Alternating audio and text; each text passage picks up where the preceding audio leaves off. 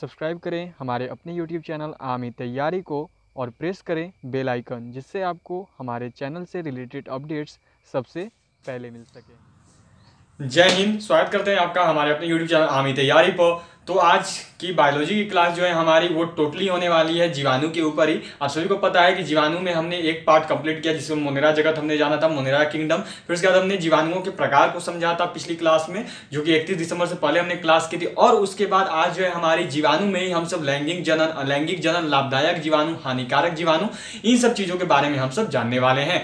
तो अगर चैनल पर नए हो तो चैनल को सब्सक्राइब करके बेल आइकन जरूर प्रेस कर दें, जितना हो सके उतने ज्यादा बच्चों तक हमारे इस चैनल को पहुंचाएं और भी ज्यादा बच्चों को हमारे इस चैनल से जरूर जुड़ें। अब देखिए हमारी जो ऑनलाइन क्लासेस चल रही हैं, आप सभी को पता है कि इसकी रूटीन में बदलाव किया गया है। आज से ही रूटीन चेंज की गई है। आज से हमारी जो बायोलॉजी की क्लास है वो एवरीडे रात को 8 बजे प्रीमियर की जाएगी, 8 बजे आएगी।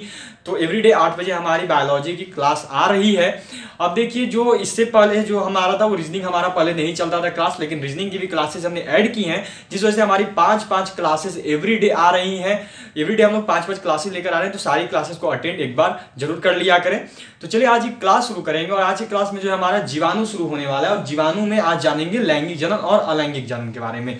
और देखिए यदि आप अपने ट्रेड की बेस्ट बुक चाहते हो, चाहे आप जिस भी ट्रेड से हो, नर्सिंग असिस्टेंट हो, टेक्निकल हो, वुमेन मिलिट्री पुलिस हो, जीडी हो, ट्रेडमैन हो या कोई भी ब्रांच से हो, आप सब उन सभी ट्रेड्स की क्लर्क से ही हो क्यों ना हो, उन सभी ट्रेड्स की बेस्ट बुक के बारे में मैंने इसी वीडियो के डिस्क्रिप्शन बॉक्स में बता दिया है। सारे के सारे ट्रेड्स के बेस्ट बुक्स के लिंक्स मैंने इसी वीडियो के डिस्क्रिप्शन बॉक्स में दे दी है, जहां से जाकर आप सारे के सारे बुक्स को बाय कर सकते हो। आप जिस भी ट्रेड से हो उस ट्रेड की एक बार बुक खरीद कर उन बुक्स को जरूर पढ़ लेना। यदि आप अपने रिटेल में जाना चाहते हो, रिटेल में जाकर बेस्ट परफॉर्मेंस देना चाहते हो, तो इन बुक्स को एक बार जरूर प्रेफर करो, जरूर इन बुक्स को पढ़ो। उन बुक्स के लिंक मैंने डिस्क्रिप्शन बॉक्स में दे रखी है, जहां से जाकर आप उन बुक्स को देख सकते हो और उन बुक्स को खरीद कर आप उनसे अपनी इंडियन आर्मी के रिटेल में और भी अपने आप को 100% प्रूफ कर सकते हो। तो इसलिए उन बुक्स को एक बार डिस्क्रिप्शन बॉक्स में जाकर जरूर खरीद लेना।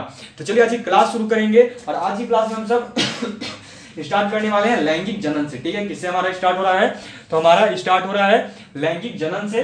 अब देखो लैंगिक जनन क्या होता है, सबसे पहले तो इसे ही जान लिया जाए। तो देखो लैंगिक जनन, ठीक है, जानने वाले हम सब किसके बारे में? तो जानने वाले हैं, देख लो, लैंगिक जनन के बारे में स्टार्टिंग से ही। किसके बारे में? तो लैंगिक जनन के बारे में हम लोग स्टार्टिंग से जानेंगे। अब लैंगिक जनन को बोलते क्या है? लैंगिक जनन को इंग्लिश लैंग्वेज में क्या बोलते हैं? तो लैंगिक जनन को इंग्लिश लैंग्वेज में बोला जाता है ए सेक्सुअल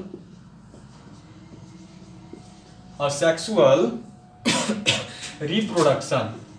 ठीक है, लैंगिक जनन को बोला गया जाता है लैंगिक जनन, अलैंगिक जनन। ठीक है, लैंगिक नहीं, ये अलैंगिक है, अलैंगिक जनन। ठीक है, अलैंगिक जनन हम सब कवर कर रहे हैं। तो अलैंगिक जनन को बोला गया जाता है, तो लैंगिक जनन को बोला जाता है असेक्सुअल रिप्रोडक्शन। ठीक है, असेक्सुअल रिप्रोडक्शन, ये बोला जाता है अलैंगिक जनन को इंग्लिश लैंग्वेज में। क्या बोला जाता है? तो असेक्सुअल रिप्रोडक्शन, ये बोला जाता है अलैंगिक जनन को। चलो तो इसको जो है हम लोग जान लेंगे कि लैंगिक जनन असेक्सुअल, ठीक है, लैंगिक जनन असेक्सुअल रिप्रोडक्शन। ठीक है, अलैंगिक जनन और सेक्सुअल रिप्रोडक्शन आखिर होता क्या है, कैसे होता है, क्या है ये चीज, इसको जानेंगे। तो देखो इसमें जो है आपका इसके बारे में समझेंगे। अगर इसे अच्छी तरीके से समझा जाए तो यहां पे इसमें यह है कि इसमें देखो इनका डेफिनेशन जानना हमारे लिए जरूरी है, केवल जो इनमें इंपॉर्टेंट पॉइंट्स हैं उन्हीं को हम सब जानेंगे। तो इसमें जो इंपॉर्टेंट है वो ये है कि इसमें मात्र 6 घंटे में, इसमें मात्र 6 घंटे में एक जीवाणु कोशिका से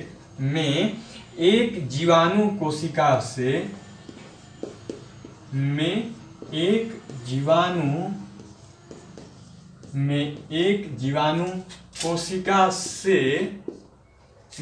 जीवाणु कोशिका से 10 लाख तक जीवाणु, 10 लाख तक जीवाणु बन जाते हैं। ठीक है, क्या हो गया? तो इसमें मात्र 6 घंटे में एक जीवाणु कोशिका से 10 लाख जीवाणु बन जाते हैं। कितने जीवाणु बन जाते हैं? तो इसमें मात्र 6 घंटे में एक जीवाणु कोशिका से 10 लाख जीवाणु बन जाते हैं। ठीक है, ये हो गया। अब यहां पे अब इसमें क्या है, नोट करोगे आगे कि कुछ जीवाणुओं में, कुछ कुछ जीवाणुओं में, ठीक है, कुछ जीवाणुओं में प्रतिकूल परिस्थितियों में प्रतिकूल परिस्थितियों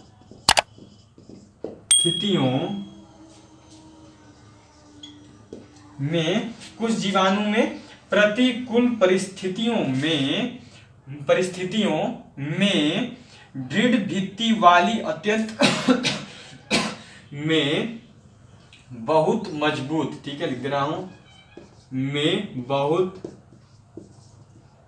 मजबूत भित्ति वाली, बहुत मजबूत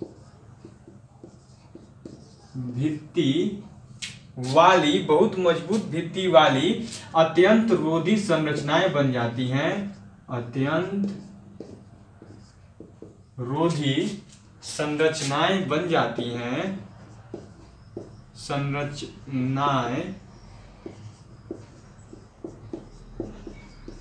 संरचनाएं बन जाती हैं, ठीक है। कुछ जीवाणुओं में प्रतिकूल परिस्थितियों में बहुत मजबूत भित्ति वाले अत्यंत रोधी संरचनाएं बन जाती हैं, जिसे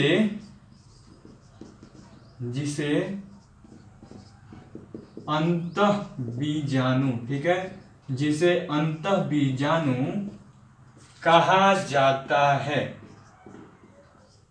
ठीक है। ये हो गया हमारा कुछ जीवाणुओं में प्रतिकूल परिस्थितियों में बहुत मजबूत भित्ति वाले, कुछ जीवाणुओं में प्रतिकूल परिस्थितियों में बहुत मजबूत भित्ति वाले अत्यंत रोधी संरचनाएं बन जाती हैं, जिन्हें अंतःजीवाणु कहा जाता है, ठीक है। ये हो गया हमारा। अब इसमें जो है आपका कि इसको अब जो है समझेंगे हम सब। एक और इसमें इंपॉर्टेंट पॉइंट है जो कि नोट करने लायक है, तो उसे नोट कर लिया जाए। इसे यहां तक आप सभी ने हो सकता है नोट कर लिया हो। तो अब जो है मैं इसे यहां से इरेज कर दूंगा, और अब इसे इरेज करने के बाद जो है हम सब आगे नोट करेंगे कि आगे हमारा कौन सा पॉइंट जो है इस सेक्शन में इंपॉर्टेंट है, ठीक है।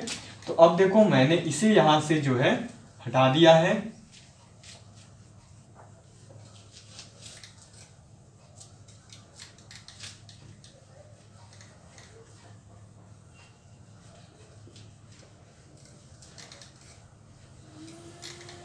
चलिए, तो यहां तक हमारा हो गया। अब इसमें जो एक इंपॉर्टेंट पॉइंट है वो ये है कि जीवाणुओं में, ठीक है, नोट करोगे, जीवाणुओं में, ठीक है, क्या हो गया, तो जीवाणुओं में अलैंगिक जनन, जीवाणुओं में अलैंगिक जनन, ठीक है, जीवाणुओं में अलैंगिक जनन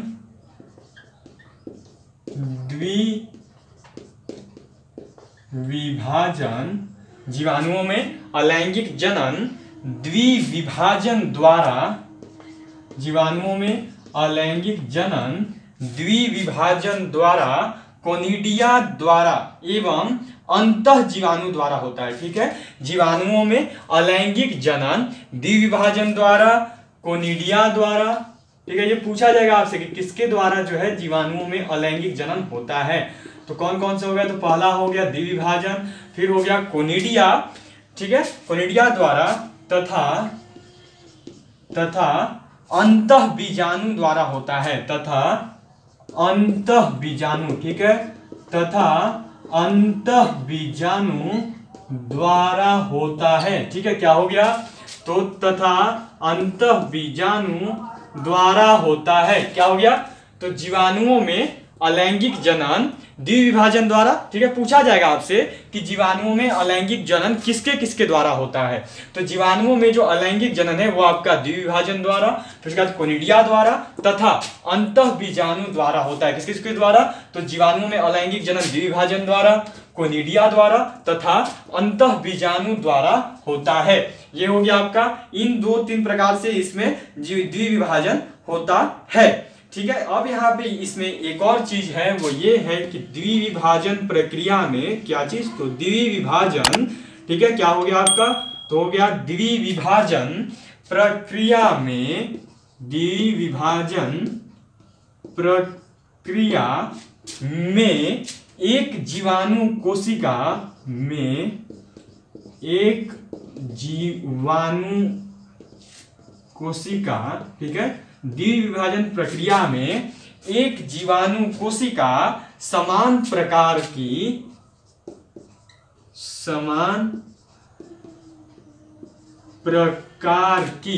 क्या है, तो द्विविभाजन प्रक्रिया में एक जीवाणु कोशिका समान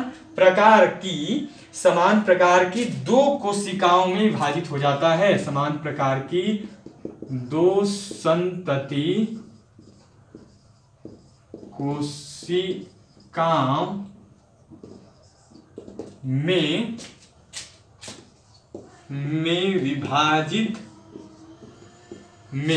विभाजित होता है। ठीक है, क्या हो गया, तो में विभाजित होता है, विभाजित हो जाती है। ये हो गए आपके दो पॉइंट। इसमें पहला पॉइंट क्या हो गया, तो जीवाणुओं में अलैंगिक जनन द्विभाजन द्वारा, कोनिडिया द्वारा और आपका अंतःबीजाणु द्वारा होता है। ठीक है, जीवाणुओं में अलैंगिक जनन किसके किसके द्वारा होता है, तो जीवाणुओं में अलैंगिक जनन द्विभाजन द्वारा, कोनिडिया द्वारा तथा अंतःबीजाणु द्वारा होता है। द्विभाजन प्रक्रिया में एक जीवाणु कोशिका समान प्रकार की दो संतति कोशिकाओं में विभाजित हो जाती है। ठीक है, द्विभाजन प्रक्रिया में एक जीवाणु कोशिका समान प्रकार की दो संतति कोशिकाओं में विभाजित हो जाती है। ये हमारा यहां तक हो गया। अब देखो हमारा जो अलैंगिक जनन है वो कंप्लीट हो चुका है। ठीक है, अब हमारा जो अलैंगिक जनन है वो कंप्लीट हो चुका है। अब हम सभी लैंगिक जनन को समझेंगे कि लैंगिक जनन क्या होता है। चलो तो इसे यहां से हटा रहा हूं और अब जो है इसके बाद हम लोग देखने वाले हैं लैंगिक जनन को। ठीक है, अब जो है हम लोग समझेंगे लैंगिक जनन को कि लैंगिक जनन आखिर क्या होता है। ठीक है, चलो यहां तक हमारा हो चुका है। अब देखते हैं लैंगिक जनन, जिसे बुलाया जाता है इंग्लिश लैंग्वेज में सेक्सुअल रिप्रोडक्शन। अब देखो, अगर आप सभी इंडियन आर्मी के लिए बेस्ट बुक्स चाहते हो, नर्सिंग असिस्टेंट की, टेक्निकल की, मेन मिलिट्री पुलिस की, किसी भी ट्रेड की, तो सभी ट्रेड की मैंने इसी डिस्क्रिप्शन बॉक्स में लिंक दे दी है बुक्स की। आप उन बुक्स को एक बार जरूर बाय कर लेना। आप उन बुक्स को ऑनलाइन ऑर्डर करके मंगवा सकते हो, जिससे कि आपकी जो रिटेन है उसमें बेस्ट परफॉर्मेंस आप दे सको इंडियन आर्मी के रिटेन टेस्ट में। चलिए, तो अलैंगिक जनन हमारा यहाँ पे कंप्लीट हो चुका है। अब हम सभी आगे बढ़ेंगे और अब जो है आगे हम लोग चेक करेंगे आपका लैंगिक जनन क्या हो गया हमारा। तो नेक्स्टली जो हमारा है वो है लैंगिक जनन, जिसे बोला जाता है सेक्सुअल रिप्रोडक्शन। क्या हो गया, तो अब जो है हमारा हो जाएगा लैंगिक जनन। ठीक है, क्या हो गया, तो अब हो गया हमारा लैंगिक जनन, जिसे बोला जाता है, देख लो यहाँ पे सेक्सुअल। ठीक है, क्या बोला जाता है, जिसे बोला जाता है सेक्सुअल रिप्रोडक्शन। ठीक है, क्या बोलते हैं, तो इसे बोलते हैं हम सब सेक्सुअल रिप्रोडक्शन। ठीक है, ये इसे बोला जाता है, लैंगिक जनन को हम लोग ये बोलते हैं। ठीक है, सेक्सुअल रिप्रोडक्शन, ये चीज लैंगिक जनन को बोला जाता है। क्या बोला जाता है, तो लैंगिक जनन को बोला जाता है सेक्सुअल रिप्रोडक्शन। समझ गए, लैंगिक जनन को हम सब बोलते हैं सेक्सुअल रिप्रोडक्शन, ये बोला जाता है लैंगिक जनन को। चलिए, तो अब जो है इसे यहां से इरेज, अब यहाँ के इसी के बारे में हम लोग जान लेंगे कि लैंगिक जनन क्या होता है। तो लैंगिक जनन को समझेंगे तो अब जो है यहाँ पे समझ लो लैंगिक जनन में जो इंपॉर्टेंट पॉइंट्स हैं उन्हें देखेंगे। ठीक है, कि लैंगिक जनन में कौन से इंपॉर्टेंट पॉइंट्स आते हैं, लैंगिक जनन में क्या इंपॉर्टेंट पॉइंट होता है। चलिए, तो इसे क्या कर रहा हूं मैं, यहां से इरेज कर रहा हूं, इरेज नहीं करूंगा, मतलब इसमें आगे नेक्स्ट पॉइंट लिख रहा हूं। ठीक है, चलो, तो नेक्स्ट पॉइंट इसमें क्या है, जो नेक्स्ट पॉइंट है आपका वो ये है कि जीवाणुओं में, ठीक है, क्या हो गया, तो आपका हो गया जीवाणुओं में न तो युग्मक, जीवाणुओं में न तो युग्मक का निर्माण होता है, न तो युग्मक का निर्माण होता है, न तो युग्मक का निर्माण होता है और ना ही निषेचन होता है। ठीक है, और ना ही निषेचन होता है। ठीक है, और ना ही निषेचन होता है। ठीक है, जीवाणुओं में न तो युग्मक का निर्माण होता है और न ही निषेचन होता है। इनमें केवल आनुवांशिक पदार्थों का आदान प्रदान होता है। ठीक है, लिख रहा हूं इसको आगे कि जीवाणुओं में केवल, ठीक है, जीवाणुओं में केवल आनुवंशिक पदार्थों का, जीवाणुओं में केवल आनुवंशिक पदार्थों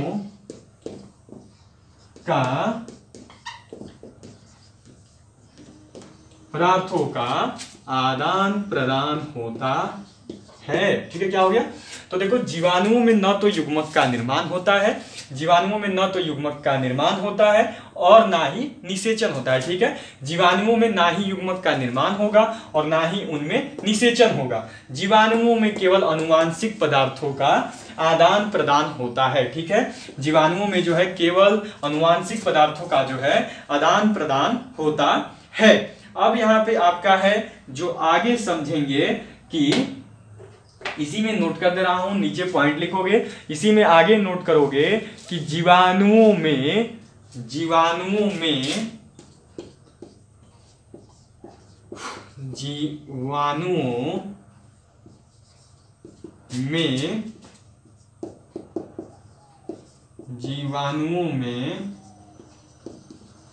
आंशिक पदार्थों का आदान प्रदान, जीवाणुओं में आंशिक पदार्थों का आदान प्रदान आनुवांशिक पुनर्योजन। ठीक है, क्या हो गया? तो आपका अनुवंशिक, ठीक है, अनुवंशिक पुनर्योजन,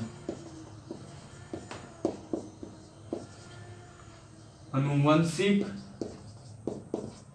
पुनर्योजन कहलाता है। ठीक है, जीवाणुओं में आंशिक पदार्थों का आदान प्रदान अनुवंशिक पुनर्योजन कहलाता है। क्या कहलाता है? तो जीवाणुओं में आंशिक पदार्थों का जो आदान प्रदान है वो आपका अनुवंशिक पुनर्योजन कहलाता है। अब देखो, इसमें आगे जानेंगे, इसमें देखो कुछ विधि होते हैं। ठीक है, अनुवंशिक पुनर्योजन, यह है ना आपका जो अनुवंशिक पुनर्योजन है, अनुवंशिक पुनर्योजन, इसके कुछ रूल्स होते हैं और इसके कुछ प्रकार होते हैं। ठीक है, तो पहले उन्हें जानना जरूरी है। तो इसे इरेज करके अब यहाँ पे अनुवंशिक पुनर्योजन, देखो इससे क्वेश्चंस आ जाते हैं। ठीक है, इस पॉइंट से क्वेश्चंस पूछे जाते हैं, इसीलिए इस पॉइंट पे इतना डीप कर रहा हूं, क्योंकि अनुवंशिक पुनर्योजन से देखो क्वेश्चंस अभी तक पूछ दिए गए हैं, तो इसीलिए कर लेना भी जरूरी है। तो यहां से देखो, इसे क्या कर रहा हूं, सिंपली इसे यहां से मैं हटा रहा हूं। ठीक है, चलो यहां से इसे हटा दूंगा। अब जो है आगे समझेंगे कि अनुवंशिक पुनर्योजन के प्रकार। ठीक है, किसको समझेंगे? तो अब हम लोग समझने वाले हैं अनुवंशिक पुनर्योजन के प्रकार क्या होते हैं। ठीक है, चलिए तो यहां से इसे हटा रहा हूं और अब हम लोग देखेंगे अनुवंशिक पुनर्योजन के प्रकार। ठीक है, लिख रहा हूं, यहां पे हो गया आपका क्या, तो अनुवंशिक